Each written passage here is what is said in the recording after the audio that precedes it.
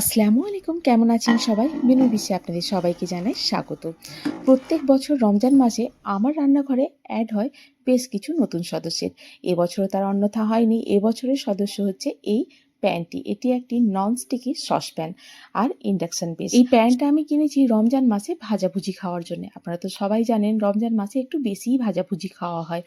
তো normal pan বা normal যে কড়াইগুলো থাকে তাতে তেলটা অনেকটা বেশি লাগে ডিপ ফ্রাই করার জন্যে। তাই অনেকটা মাথা খাটিয়ে এই সসপ্যানটা কিনেছি আমি, যাতে তুলনামূলক কম তেল দিয়ে ডিপ ফ্রাই করতে পারি।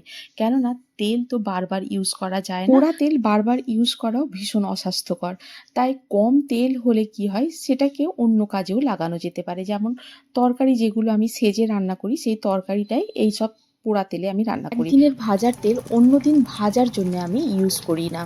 আপনারাও চাইলে এই অপশানটা কিন্তু ট্রাই করতে পারেন। এই যে দেখুন, এই প্যানে আমি ফ্রাই করছি আলুর চপ, কত সুন্দরভাবে ফ্রাই হচ্ছে অল্প তেলে।